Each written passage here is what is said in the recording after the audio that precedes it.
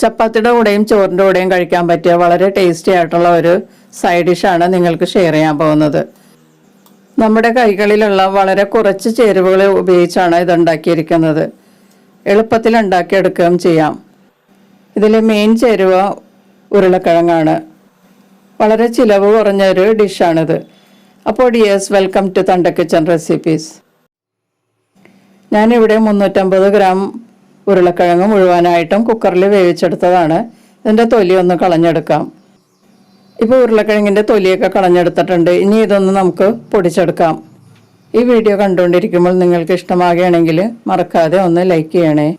പിന്നെ നിങ്ങളുടെ ഫ്രണ്ട്സിനൊക്കെ ഒന്ന് ഷെയർ ചെയ്ത് കൊടുക്കുകയും ചെയ്യാം. അപ്പം ഞാനത് പൊടിച്ചെടുത്തിട്ടുണ്ട്. ഇനി ഇത് നല്ലതുപോലെ കട്ടയില്ലാതെ ഒന്ന് ഉടച്ചെടുക്കാം. അപ്പം ഞാൻ ഉടച്ചെടുത്തിട്ടുണ്ട്. ഇനി ഇതിൻ്റെ ചൂടൊക്കെ ഒന്ന് ആറിയതിന് ശേഷം ഇതൊന്ന് നല്ലതുപോലെ കുഴച്ചെടുക്കാം. അപ്പോൾ ഇതിൽ ചെറിയ ചെറിയ കട്ടകളൊക്കെ നല്ലതുപോലെ കൈകൊണ്ട് ഉടച്ചെടുക്കണം. അപ്പം ഞാനത് നല്ലതുപോലെ കട്ടയില്ലാതെ ഉടച്ചെടുത്തിട്ടുണ്ട്. ഇതിലേക്ക് 1 ടീസ്പൂൺ ചില്ലി ഫ്ലേക്സ് ചേർത്ത് കൊടുക്കാം. ഇനി ഇതിലേക്ക് 2.5 ടീസ്പൂൺ കോൺഫ്ലവർ ചേർത്ത് കൊടുക്കാം. ഇനി ഇതിലേക്ക് ആവശ്യമുള്ള ഉപ്പും കൂടി ചേർത്ത് കൊടുക്കാം. എല്ലാം കൂടി നല്ലതുപോലെ ഒന്ന് കുഴച്ചെടുക്കാം. അപ്പം ഞാനതെല്ലാം നല്ലതുപോലെ കുഴച്ചെടുത്തിട്ടുണ്ട്.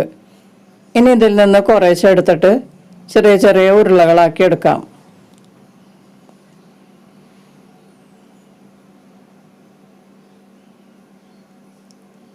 ഇതേ വലിപ്പത്തിലുള്ള ചെറിയ ഉരുളകളാക്കി എല്ലാം ഉരുട്ടിയെടുക്കാം.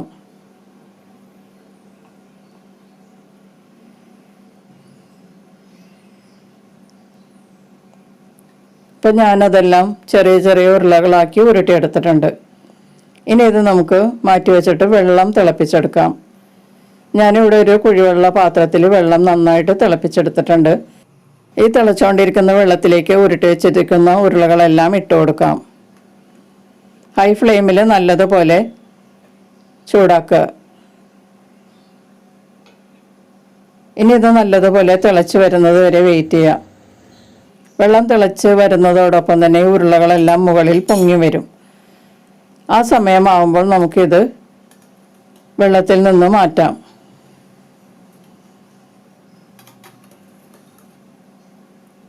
ഇപ്പം ഞാനതെല്ലാം വെള്ളത്തിൽ നിന്ന് മാറ്റി ഒരു പാത്രത്തിലാക്കിയിട്ടുണ്ട്. ഇനി ഇത് തണുത്ത വെള്ളത്തിലോട്ട് കുറച്ച് നേരം ഇട്ട് വയ്ക്കാം. ഐസ് വാട്ടർ ആണെങ്കിൽ നല്ലതായിരിക്കും. ഇല്ലെങ്കിൽ സാധാരണ വെള്ളത്തിൽ 1-2 പ്രാവശ്യം ഇട്ടിട്ട് എടുത്താൽ മതിയാകും. ഇപ്പോൾ ഇതിൻ്റെ ചൂടൊക്കെ മാറിയിട്ടുണ്ട്. ഇനി ഒരു കൊട്ടയിലേക്ക് നമുക്ക് അരിച്ചൊഴിക്കാം. ഇപ്പോൾ ഗാർലിക് ചില്ലി പൊട്ടറ്റോ മസാലയ്ക്കുള്ള പൊട്ടറ്റോ ബോൾസ് എല്ലാം റെഡി ആയിട്ടുണ്ട്. നമുക്കിത് മാറ്റി വെച്ചിട്ട് ഇതിൻ്റെ മസാല തയ്യാറാക്കാം. ഞാനിവിടെ ഒരു പാൻ ചൂടാക്കിയിട്ടുണ്ട്. ഇതിലേക്ക് 2 ടേബിൾ സ്പൂൺ റിഫൈൻഡ് ഓയിൽ ചേർക്കാം. ഇതിലേക്ക് 2 ടീസ്പൂൺ പൊടിയായി അരിഞ്ഞ വെളുത്തുള്ളിയും 1 ടീസ്പൂൺ പൊടിയായി അരിഞ്ഞ ഇഞ്ചിയും കൂടി ചേർത്തിട്ടൊന്ന് വഴറ്റി കൊടുക്കാം. ഇഞ്ചിയൊക്കെ ചൂടായ മണം വരുമ്പോൾ ഇതിലേക്ക് ഒരു പച്ചമുളക് പൊടിയായി അരിഞ്ഞത് ചേർക്കാം. എല്ലാം കൂടി നല്ലതുപോലെ 1 മിനിറ്റ് ഒന്ന് വഴറ്റി കൊടുക്കാം. ഇനി ഇതിലേക്ക് ഒരു മീഡിയം സവാള പൊടിയായി അരിഞ്ഞത് ചേർക്കാം. ഇതിലേക്ക് കുറച്ച് വേപ്പിലയും കൂടി ചേർത്തിട്ട് നല്ലതുപോലെ വഴറ്റി കൊടുക്കാം.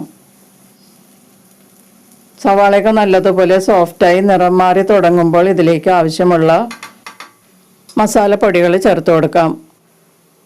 1/4 ടീസ്പൂൺ മഞ്ഞൾപ്പൊടി, 1 ടീസ്പൂൺ കാശ്മീരി മുളക് പൊടി, 1/2 ടീസ്പൂൺ ഗരം മസാലപ്പൊടി. ഇത്രയും മസാലയാണ് നമുക്കിതിലേക്ക് ആവശ്യമുള്ളത്. ഇത് ചേർത്തതിന് ശേഷം ഒന്ന് വഴറ്റി കൊടുത്ത് ഇതിൻ്റെ പച്ചമണം മാറുന്നത് വരെ ഫ്രൈ ചെയ്യാം. 2-3 മിനിറ്റ് ഫ്രൈ ചെയ്തതിന് ശേഷം ഇതിലേക്ക് ഒരു മീഡിയം തക്കാളി പേസ്റ്റ് ആക്കിയത് ചേർക്കാം. ഇതിലേക്ക് ആവശ്യമുള്ള ഉപ്പും കൂടി ചേർക്കാം. 1/2 ടീസ്പൂൺ പഞ്ചസാരയും കൂടി ചേർത്തിട്ട് നല്ലതുപോലെ വഴറ്റി കൊടുത്ത് തക്കാളിയിൽ വെള്ളമൊക്കെ വറ്റി എണ്ണ തെളിയുന്ന പാകം വരെ ഇളക്കി കൊടുത്ത് ഫ്രൈ ചെയ്യാം. ഇപ്പോൾ തക്കാളിയിൽ വെള്ളമൊക്കെ വറ്റി നന്നായിട്ട് കുക്കായിട്ടുണ്ട്. എണ്ണയൊക്കെ തെളിഞ്ഞ് വരുന്നുണ്ട്. ഈ സമയത്ത് നമുക്ക് ഗ്രേവിക്ക് ആവശ്യമുള്ള വെള്ളം ചേർത്ത് കൊടുക്കാം. ആദ്യം കുറച്ച് വെള്ളം ചേർത്ത് ഈ മസാല ഒന്ന് അഴിപ്പിച്ചെടുക്കാം. ചൂടുവെള്ളം തന്നെ ചേർക്കണം കേട്ടോ ഇതിലേക്ക്. മസാല അഴിപ്പിച്ചതിന് ശേഷം ഗ്രേവിക്ക് ആവശ്യമുള്ള വെള്ളവും കൂടി ചേർക്കാം. ഞാനിപ്പോൾ 1.5 കപ്പ് നല്ല ചൂടുള്ള വെള്ളമാണ് ചേർത്തത് കേട്ടോ. നന്നായിട്ട് മിക്സ് ചെയ്ത് ഇതൊന്ന് തിളക്കാൻ അനുവദിക്കുക. ഇപ്പോൾ ഈ ഗ്രേവി നല്ലതുപോലെ തിളക്കുന്നുണ്ട്. 2 മിനിറ്റ് ഇതുപോലെ തിളപ്പിക്കുക. ഇനി ഇതിലേക്ക് നമുക്ക് ചേർക്കാനുള്ളത് 2 ടീസ്പൂൺ കടലമാവ് ഞാനിവിടെ എടുത്തിട്ടുണ്ട്. ഇതിലേക്ക് 1/4 കപ്പ് വെള്ളം ഒഴിച്ചിട്ട് ഒന്ന് മിക്സ് ചെയ്തെടുക്കാം. നന്നായിട്ട് വെള്ളത്തിൽ അഴിപ്പിച്ചതിന് ശേഷം ഒരു അരിപ്പ വെച്ച് ഇതിലേക്ക് അരിച്ച് ചേർക്കാം. അപ്പോൾ ഇതിലെ കട്ടയൊക്കെ നമുക്ക് മാറ്റിയെടുക്കാം. ലോ ഫ്ലെയിമിലോട്ട് മാറ്റിയിട്ട് വേണം ഈ കടലമാവ് അഴിപ്പിച്ചത് ഇതിലേക്ക് ചേർക്കാൻ. ഇത് നല്ലതുപോലെ മിക്സ് ചെയ്യുക. കട്ട പിടിക്കാതെ നല്ലതുപോലെ ലോ ഫ്ലെയിമിൽ ഈ ഗ്രേവിയുമായി മിക്സ് ചെയ്യണം. ഇതിലേക്ക് 1/4 കപ്പ് വെള്ളവും കൂടി ചേർത്ത് കൊടുക്കാം. ഇനി നല്ലതുപോലെ മിക്സ് ചെയ്ത് കടലമാവിൻ്റെ പച്ചമണമൊക്കെ മാറുന്നത് വരെ ഇളക്കി കൊടുത്ത് കുക്ക് ചെയ്യാം. 1 മിനിറ്റിൽ 1.5 മിനിറ്റ് നമുക്ക് ഇതുപോലെ ഒന്ന് തിളപ്പിച്ചെടുക്കാം. ഇപ്പോൾ ഗ്രേവിയൊക്കെ നല്ലതുപോലെ പാകമായിട്ടുണ്ട്. കടലമാവൊക്കെ നന്നായിട്ട് കുക്കായിട്ടുണ്ട്. ഈ സമയത്ത് നമ്മൾ വേവിച്ച് വെച്ചിരിക്കുന്ന പൊട്ടറ്റോ ബോൾസ് ചേർത്ത് കൊടുക്കാം.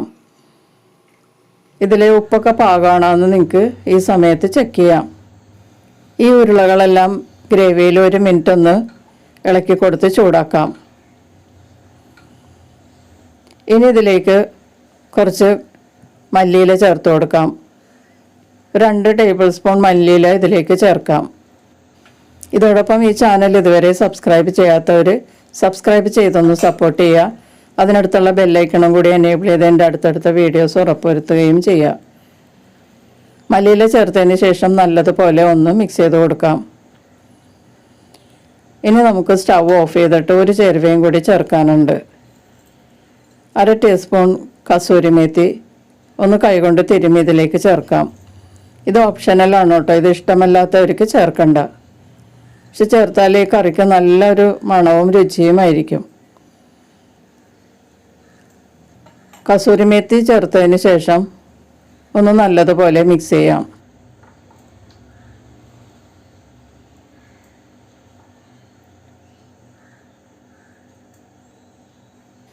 ഇപ്പോൾ garlic chilli potato masala ready ആയിട്ടുണ്ട്.